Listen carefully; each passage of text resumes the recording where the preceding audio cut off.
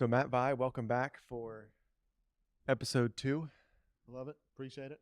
Super grateful. Yeah, I'm excited to. Obviously, we've had a ton of conversations on real estate and with our backgrounds and your background, and so I'm excited to kind of just do it again and see where it goes. So for the people that are listening, just kind of go over your start in real estate and how you got into that and your career and just so they can understand like how much knowledge you have around that. Yeah. So got into real estate in the late '90s. Bought a company, owned it, sold it to a really big company, and then worked there for about 10 years, and then came to be closer to family in Tampa, and you know came to work for another big company and ran an office that ended up being the top office in that franchise group on a top 25 company. It's a big deal, and so just loved doing it, loved being around people, and then just kind of evolved to who I wanted my audience to be as far as what I wanted to contribute and who I wanted to help, and that's how I kind of ended up where I am. Mm-hmm. And so now you are coaching and helping educate brokers kind of across the country and doing what you've done the last 25 years. Right. Yeah. Just, the word coaching, right? So it's accurate, but it's like the word prospecting, right? Yeah. A lot of times when you talk to people about, coaching, they've got this preconceived notion that it's me saying, all right, let's be on our 2:00 call. And did you make your phone calls? And, here's the 2 things that you need to know and work on this. And I'll see you next week for a call. Right. It's that's how a lot of people look at coaching. Right. Man, I can't tell you that's how far that is from what we do. And so, but it's not consulting either. Right. And so, it is, it's about helping people grow. So you can absolutely call it coaching, but it just doesn't fall into that same category. I think that the business world is evolving beyond that, hopefully, of what coaching used to be, because there's a lot of, we've got a podcast that's pretty well listened to, and I'd be willing to bet that we give out a lot on that podcast. That's a lot more than a lot of what people do what people offer from a coaching standpoint. Yeah. Right. And that's not just us. There's a lot of great people giving out a lot of great information. It's just so easy to get that information now. Now what we do is we put people in a position where they can collaborate with others that are going through what they go through. And there is an element of accountability to it, but it really is about just taking responsibility for your own growth is what it's really about. But that's hard to say in a couple of words. Yeah. So yeah, we coach people. So as coaching is coaching in like the business sense or the business world, or like a personal development coach, is that something that's new and becoming more of a more desirable, more popular thing to use than it has 20 years ago? Yeah, it is. And there's a lot of people in the space. Dr. Ben and I kind of jokingly call some people nurus instead of gurus. And they had a little bit of success on one little thing, and the next thing they're an expert on everything. I like that. And Chat GPT hasn't helped that, right? Right. Yeah. And it hasn't hurt it. It's not Chat GPT's fault. Let's don't blame AI. But it's helped cover some of those things. And so there's a lot of people in that space right now, because a lot of people have been told you don't have to do anything in order to be in that space. You just had to have a certain amount of success. I'd love it as long as people give full disclosure on what it is that they're offering. I think it's fantastic. But to say that you're an expert on something, or a guru or a coach or whatever, just because you succeeded in one part of things, man, it's really not fair to the person that's, especially if they're paying you to say that, for you not to really understand collectively what it is that you're promising that you can deliver. Yeah. And big picture too, of like whatever industry that you're coaching in, I think that's one thing that's always kind of, and I've talked to Ben about this before, but like in real estate, like in order to like step, for me personally, like in order like to take that next step like out of being a realtor and selling real estate and helping others do that, like I feel like I have to have like a certain level of success and prove it to myself before I can do something like that. Yeah. Yeah. There's a very real thing called imposter syndrome, right? And that's whenever someone, is scared to contribute because they're afraid that they're not really complete enough in order to contribute that way. Right. And I know it's super real because, I of course I had it, right? I was like, hey, is this really the space that I want to be in? Do I really know enough about this? And then I started, just kind of compiling how we would do the things that we would do. And yeah, it was pretty apparent that there was a decent amount that we could contribute to other people that were trying to grow their company from a recruiting, retention, and per agent productivity standpoint. Yeah, I like that. Yeah. So in your previous episode, we talked more about like business and what you're doing with Brokerpreneur podcast and coaching and stuff. I want to dive into more of like the real estate side of this. So let's start with market shifts, right? Like you've been through a few of them. I've kind of gone through, I'm like we're in the middle of one right now, right? So kind of going through it and learning as we go along. But what happens during the market shift? What are some trends, like maybe from a real estate agent's perspective, and then also like a public perspective? So the real estate agent perspective and the public's perspective do not believe that they are at the same pace or at the same on the same page, because they're not. The public's perception of what's going on is not the same as the agent's perception as what's going on. Okay. And I know that's not what you're trying to say. That's more me talking to the audience. If there's real estate agents listening to it, please understand the public does not know the same things that you know. Okay.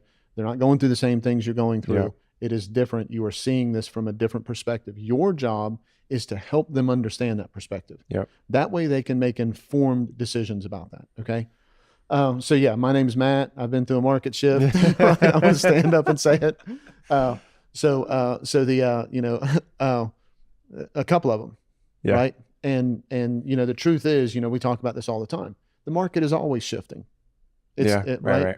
So it's not standing there stagnant, right? There's always something going on. And so, in what we do, we get to talk to a lot of brokers and real estate agents. We've got a Thursday mastermind that is geared towards real estate agents every Thursday at 12 o'clock, absolutely free. Agents can jump in there and talk and learn and share and collaborate and all that, right? Well, part of what we talk to them about is what's going on with the market, but more importantly, how do you share that message about what's going on in the market? More importantly, how do you get that to the people that you really want to help? Because if you're, we're really big on relationship-based sales, right? And so if you want to have a good relationship with the people that are the people that you're serving through your database and your sphere of influence, whatever, it starts with trust. And they have to know that you know what's going on with the market. They have to know that you understand what it is that is going to impact them and their financial situation based on whether they're buying or selling houses. And so they got to be able to trust you. And so to us, that's a big point to get everybody together and talk about that. And, the agents come on Thursdays, like we said, and they share it. The important part is, if you're an agent and you're sitting in that, talking to it, and everybody from around the country is talking about, what it is that they see that's going on in the market, man, as soon as you get done with that call, we tell them, go to social media, reach out on social media and say, hey, I was just on a mastermind. Somebody from California was talking about this, and somebody from Maine was talking about this, and somebody from Florida was talking about this. If you're not sure how that impacts what you're doing, reach out to me and let me know. That gives you something very real, very relevant, that allows you to share with your customers, that builds that trust, because you're trying to help yourself grow by being in an environment that allows you to not just understand that houses are selling and put a sign out front, but helps you understand that you're in a business that should be engaging people to help them at a different level. And then you come off as the expert, right? Because you're gathering knowledge from so many other people and sources and everything, and then it builds that trust. Absolutely. You're building yourself and you're sharing it with other people. That kind of goes back to that Nuru thing we were talking about. If you haven't built yourself, what are you sharing with other people again? You can share being you. I'm not saying don't share being you. That journey, right? Right. That journey. I love that. But make sure that what you're sharing with other people is based on what you have grown yourself. And people like that. People want to be part of that. They like being part of that journey with you. They like sharing that, and good people will tell other people to work with you simply because of that. Mm-hmm. Yeah, I agree. So let's talk about interest rates, and I want to specifically ask you about the,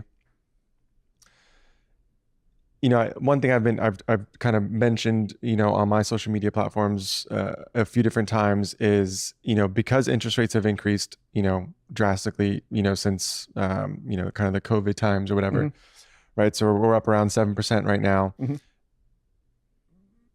The media, right? They're harping on the interest rates, the interest rate, the interest rate. At the end of the day, the interest rate doesn't affect, the consumer, right? They're buying the property based on like what they can afford on that mortgage payment. Correct. So why is it, how do we transition the focus to be off of interest rates and like that mortgage payment? Like how much can we afford? Yeah. So everything is relative. Okay. So if somebody told me, I'm really worried about the interest rate, I'd say, oh, so you don't have any credit cards? Because what's the interest rate on your credit card? Yeah, I love it if you got 0%, right? But if you missed half a month's payment 12 months ago, you've got 27.94% or whatever it is, right? You got some ridiculous interest rate on there. Yeah. That's always outpacing on the house. And the difference is that is on borrowed money, that is on debt, and people are accepting of that, but they're not accepting of something that's going to build equity at the pace that a home is. Come on, man. Yeah. That is a matter of them not understanding completely what is going on. Because if somebody said, oh yeah, well, interest rates are too high for me to buy right now, the simple way to handle that is property values are still going up, especially where we are, Palm Harbor, rock on, baby. Right. So interest rates are at where they are, but values are still increasing. Yeah. If you're comfortable with a credit card at 27%, which is money you've already spent, how are you not comfortable with a house at 7% that is going to increase and make you money at the same time you're paying it down? If you talk to people, you know how I am, right? I'm just super direct. I say, because most of my audience can appreciate my directness. Sure. Yeah. Okay. An agent can't be that direct talking to the public. Yep. You're not going to go on social media and say it quite like that. Yeah. Right. You're going to soften it a little bit. But the point is, it's all relative. Yeah. Take a look around. Are you in a place that property values are appreciating? Fantastic. That 7%, yes, you're paying more than you would at 5% or 4% or 3% or whatever it is, right? Yes, you're paying more at that, but properties are still appreciating. Real estate is still a good investment. It's still something that is, especially with a lot of the purchasing that's going on with I buyers and L buyers and all that kind of stuff. All of that is all impacting how many people own homes, right? And how many people are going to be renting. Now is an extremely good time to be purchasing a house, but you have to understand how to explain it to people to make them see that it is all relative. And what they're willing to do is being conditioned maybe by other people that are acting like it's not a good idea because the people are giving information. It's the media, not journalists talking. There's a big difference between media and the journalist. Yeah, I agree, and I think that's it's just education, right? And that's our role as realtors is to help educate the consumers and the 100%. People that we work with. So if you care about them, educate them. Right. You would not educate your kids, right? No. Yeah. You want them educated. Yeah, of course. Why would you have people in your sphere of influence that you say you care about, that you want to help them with such a big purchase, and not educate them? Yeah. Yep. And there's gonna be some of them that absorb it and have that aha moment, and some of them don't, and that's just part of it, right? But what about the entry into real estate? Something I've thought about a lot, right? So getting your license, and we touched on this before, but there's not a lot of education around running a successful real estate business. Right. Has education changed? Like getting your license, is it gotten any better? Do you see it? I think it's changed. Not because like pre-license, so that okay. Yeah. So pre-license is basically, and we've talked about this before. Getting your real estate license, it's just about testing you on the objective things that they can test you on. Yeah. The subjective things are what makes you money. The subjective things are business, right? And so they have a hard time testing you on those things because there's not a right or wrong answer in that situation. Sure. On objective things, there's a right and wrong answer. True. Are you following state law? Did you do something stupid and illegal? Are you going to real estate jail? Yeah. Right? That is objective. Yeah. Subjective is, did you buy leads from Facebook or did you cultivate leads from your social media yourself? Right. Mm-hmm. So there's a difference, right? It's the same but different. Mm-hmm. And so I think there's more education out there, but that's only because there's so much more education out there. Yeah. So it's not just like it's real estate, right? Yep. So somebody can go to YouTube and learn a tremendous amount about whatever they want to learn a tremendous amount about. Mm-hmm. And so this allows people to be as good at business as they want to be. There's not a shortage of how to be great in business that is really good information on YouTube. Now there's crap out there. You got to have your filter on, but there's good information out there about it. Right. And so, your question was, has it changed? Has it evolved? Has it gotten better? I think it has gotten better because the people that want the education, they now really have a place where they can go get it. It's not their brokerage. I'd love for it to be their brokerage, and their brokerage is going to help them with objective things. Yeah. But the subjective things, that's where it's a little bit different. That's where you have to go find specifically what is ailing you and go get the solution of what's ailing you based on what you need to take your business to that next step. Mm-hmm. There's going to be a big umbrella that helps you out, but there's going to be small pieces that keep you warm while the rain's not going down your back. Yeah. And that makes sense, right? Like that's any business that you get into, right? It's kind of the same thing. Like there's not like here's how to start a business in this field. So right. Yeah. Yeah. 80% of business is the same. It's just different. 20% trade to trade. Yeah. Do you see the brokerages evolving at all in helping agents, on the business side, or are they more focused on like what they've been focused on? Yeah. So saying brokerages is a broad brush, right? Some brokerages have done this really well for a long time. It's a small minority of them. Okay. And then some agents have done it really well themselves and went out and found it themselves. Again, that's a small, medium-sized, minority or majority of them. Mm-hmm. But as far as collectively the brokerage industry as a whole, no, they haven't, right? And the reason why they haven't is because they just can't. There's a lot of other things. They are running a business at the same time. Right. What you're basically saying is, hey, can you run your business while you're teaching me how to run my business? Mm-hmm. And then you start talking to the person and they walk off into the sunset and somebody else says, hey, can you teach me how to run my business? Right. Okay. Damn good. That's right. Weren't you just the other person? Right? So that makes it difficult. Right. Yeah. And they're independent contractors. So you can talk to them about it, but you can't tell them what they need to do. Okay. That makes it difficult. Okay. Mm-hmm. So there's a lot of things that make it hard on the broker. Now, with that being said, my opinion, the broker should offer it. Let everyone who wants to. So a great example, and this kind of applies to what we were talking about a little bit earlier too, right? A rescue swimmer gets in the water and goes to the person that's closest to them. Mm-hmm. They do not swim past somebody to go get somebody else, mm-hmm. right? Because they swim past somebody and something goes wrong and then they lose everybody. Yeah. So they go to the one that's willing to have help, or that they're fortunate enough that they're the close enough to, right? Being a real estate broker is the same way, right? Don't think that you have to run out and help everyone and go try to help the people that want the least amount of help and try to bring them to you. Yeah. Go ahead and help the ones that are right there that really want to do that. So if you're a real estate broker, that's how to look at it. If you're a real estate agent, look at it the same way, but just think about it from an investor standpoint. I've got a funny text. I showed Dr. Ben this morning. I get a phone call yesterday. I get one, maybe two a week of this. Okay. It's a real estate investor saying, hey, if you come across a property that's an off-market property, right? Do you get these? Oh yeah. Okay. I just spoke to one yesterday. That's right. And so, I appreciate it. Right. I love the call. You know me though, right? I'm going to kind of critique it a little bit, and I'm going to tell them what they're doing wrong. Because if they want to be more effective, they'll listen. If not, whatever. I had fun, pointing out what you screwed up.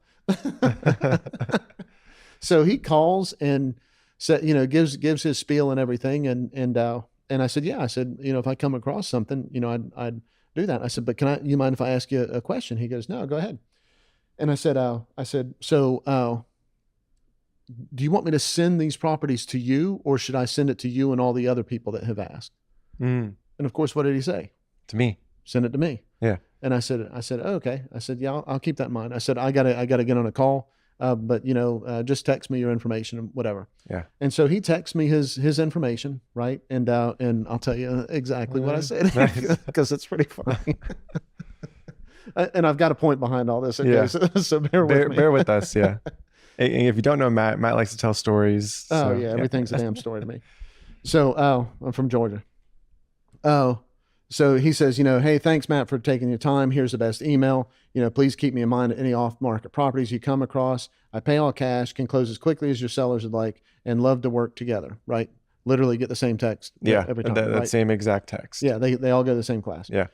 I said, so what is it that you offer that's a benefit to me of why I should send the property to you instead of the other 10 investors that reached out to me, right? Because so in this situation, if this guy would have said, you know what, that's a great question, I'm not sure, what do you think? Man, I would have covered this dude up with I would have helped. I would have done everything I could to help him, to be completely honest. Right. Yep. Because at that point, he's somebody that wants to grow. I'm not going to stop somebody from growing. I want to be part of that. But he responds back, a higher finder fee with a little money bag. Okay. And so, me, I couldn't let that go. Right. So yesterday, right after that, I said, if I bring you a property before it goes to the open market, that's not a finder's fee. I'm a real estate professional. It's my commission. I'm a real estate professional. That is a commission because I'm doing my job. I said, and what is higher, by the way? Question mark. Right? Because he didn't even answer that. Yeah. Hasn't responded. Okay. So this morning, I send him a picture with 3 little crickets. Silence. And my point on that is, have fun with sales. Part of it, right? Oh, but I want to help. If that dude would have come back and would have said, man, I sound like every other investor, I want to stand out. How do I stand out? I could have told him things that would have helped him stand out. Yeah. Right. I would have said things like when you call me, why don't you offer me the opportunity to do some open houses while you're flipping your property? That's a benefit to me. Yeah. Right. So the people that come on your house on 123 Main Street that they don't buy, tell me that you're going to keep me in the loop on those people. And if they don't buy 123 Main Street, you're going to let me know, because I might have something else that's coming up for them. Yeah. Tell me that there's something other than you're going to pay me for doing my job, which I get from anybody that I do my job with the right way. Right. Absolutely could have helped him. And I promise that I could have helped him shape a conversation that he would have come across better to other real estate agencies calling. He would do more business if he would just slow down and honestly answer. Yeah. But for them, it's numbers. Yeah. Transaction. Yep. It's all transactional. Yep. And I get that. And rock on. I love that. Okay.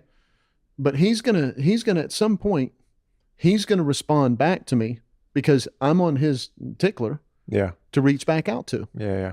And I'll give it a day, and then I'm going to send him 3 crickets. Yeah. Right. Yeah. Just because I want the relationship.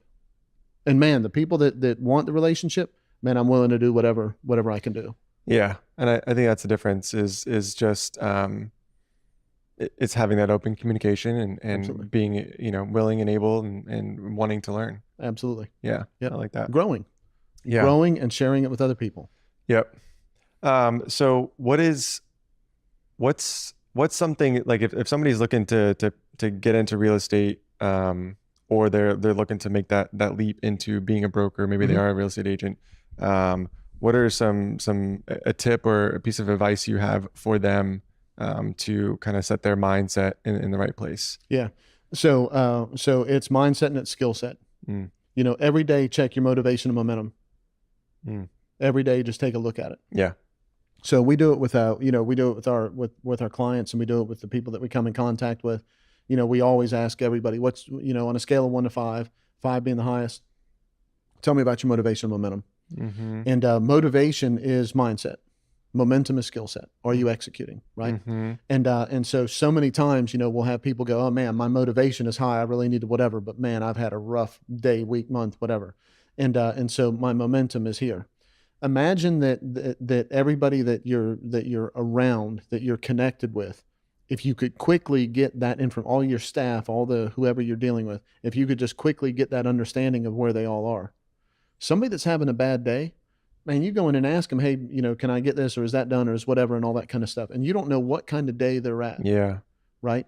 And checking in with everybody and saying, hey, let's, tell me where your motivation and momentum is an important thing. So you can kind of grade or figure out what the next part of your conversation needs to be. Mm-hmm. Well, man, that starts with you. Mm-hmm. Check your own motivation and momentum on a regular basis. Write it down on a Post-it. You know how big I am on Post-its.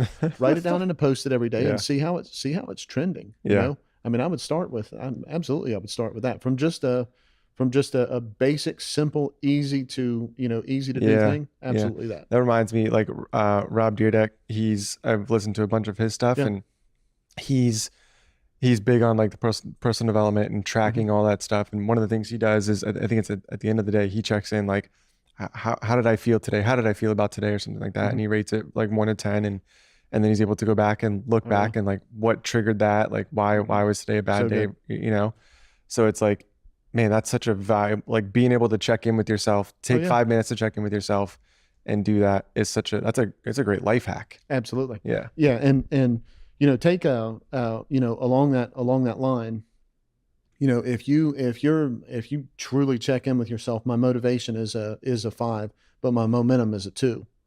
Don't you know what to work on then? Yeah. Right. Right.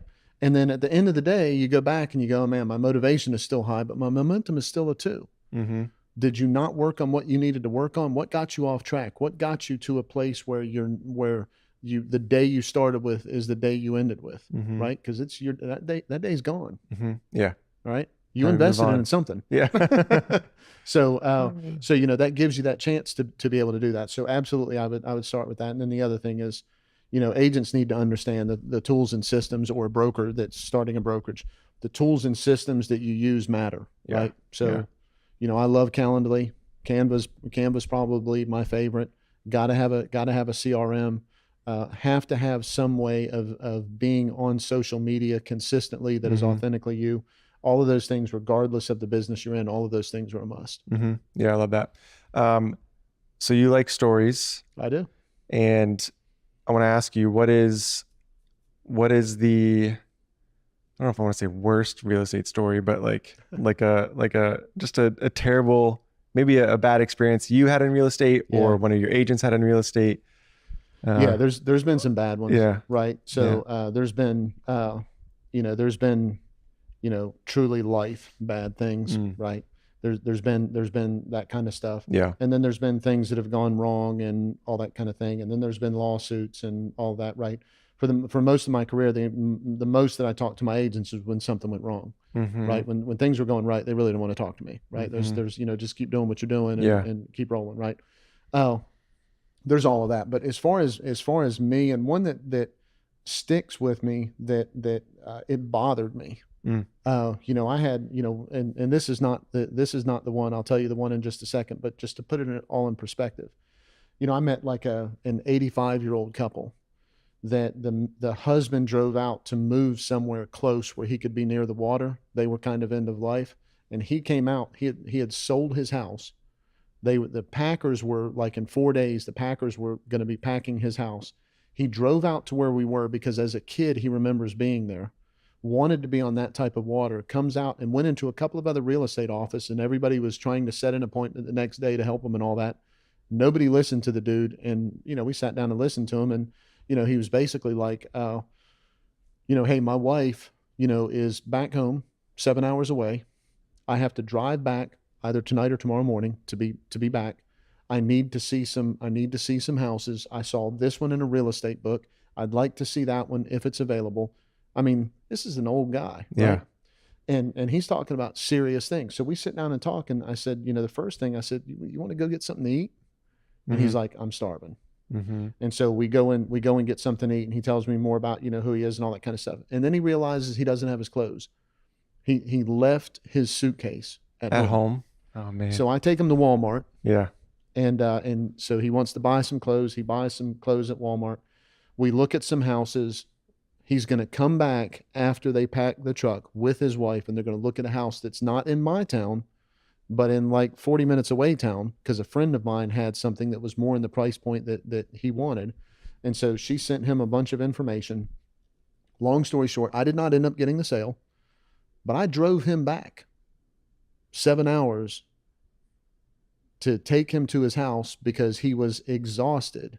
Get him there. Wow. The people pack up. He and his wife get back in the car, and we drive back. Now, I would kill my agent for doing that. Yeah. Okay. Understand, I would kill my agent 14 hours. for doing that. Yeah. Oh, with that being said, they were just in over their depth. Yeah. The house was sold, right? They had no family to speak of. There was a son that was in jail, but for the most part, they were just on their own. And so they ended up buying something, 40 minutes away or something like that. I think I got a referral fee off of it. Oh, so there's a lot that's happened in real estate. Yeah. Okay. And so, but I would not consider that a bad story. I'd consider that a great story. For right? sure. Because of how it worked out. But as far as a bad story, bad one that happened, I had two preachers. Okay.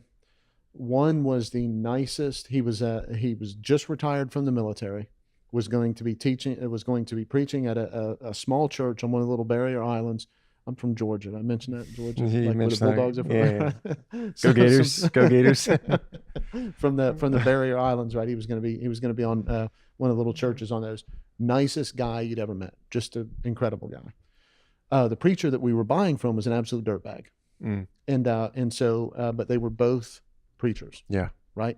And so, it was a for sale by owner. They saw it. A friend of theirs heard about it. They wanted to see it. I show up. The guy doesn't want to do a property disclosure statement. Doesn't know why I'm involved. Doesn't this, doesn't that. I'm like, look, you're not paying me anything. Yeah. I'm getting paid from these folks, these buyers. They like your house. They like the fact that you're a pastor and you're buying it. And we battled the entire way through the whole transaction. Yeah. At one point I was like, I think this is a bad idea. And the buyer that I was working with was like, we love the house. I'm like, it's a long way away. There's blah, blah, blah, fill in the blank, right? All these reasons why, all these warning signs. And they're like, no, we're just moved to buy this house. And I'm like, okay. Like 2 weeks after they move in, a yard well collapses, and the well people come out, and they're talking to the guy, and they were like, oh yeah, the other guy that, had this house, we talked to him a month ago, told him this well was about to collapse. Oh, and he wanted us to just, he told us to do whatever we could to Band-Aid it. Yeah. So they put a bigger pump on the well. So it was pulling more water out, whatever it was, just to right. And so, we go through all that, and then the wife is in the shower, and carpenter ants start falling through the light on her in the shower. Just absolute disastrous situation. And so, I reach out to the other guy, and I'm like, hey, look, there's some things clearly that are not whatever. And he's like, yeah, you can talk to my attorney. Oh my. Yeah. And so that to me was, that was somebody hiding behind something to, that the other people were relying on. Yeah. You know what I'm saying? And that broke my heart. I didn't really care for that. They were really, really good people. I liked them a lot. Stayed very much in touch with them. The other people, that sold the house, I was just, I was like, man, you're why people, right, don't like real estate. Right. It's crazy. Like, real estate makes people do some crazy things. You know, like you can go to every single realtor, and they all have absolutely a difficult story. It's something similar in that capacity that's happened to them. But on top of it too, there's a lot of great stories that happen too, like you mentioned too. Yep. So cool. Well, thanks for being here. Thanks for doing this again. I love it. I appreciate it. Thanks for the chance. Yep. I got to ask you one more question before. Bring it. Palm Harbor. You live in Palm Harbor. Mm-hmm. What's your favorite spot in Palm Harbor? So we're right across from John Chestnut. Ooh, yeah. So we're right across the street from that. I like that. But my wife and I wouldn't consider us foodies. We're more like drinkies. Okay. we love to just go sit at the bar, order the special, have one drink, talk to whoever is around us, and you know, just call it a night. We love that. Yeah. And so Palm Harbor has so many places to do that. There's just so many cool places to eat and so many cool venues to eat in, because you know, we don't want to go in something that looks the exact same. I mean, it's going to sound bad, but it's not really about the food. I mean, it can't be bad food, but it's not really about the food. It's about the atmosphere. It's about the environment. It's about being able to just take a breath and relax and be somewhere with other people that are enjoying being with, you know, being around and with people. And there's a lot of that in Palm Harbor. Palm Harbor is an incredible place for that, right? Anybody that's, you know, trying to find that should take a serious look at, they should call you and take a serious look at Palm Harbor for sure. Yeah, it's cool. It's a great community, like the people and stuff, like you mentioned, like going out and just being able to talk to people and stuff. It's really cool. So, good stuff. Yeah. Appreciate it. Thanks again for the opportunity. Yep.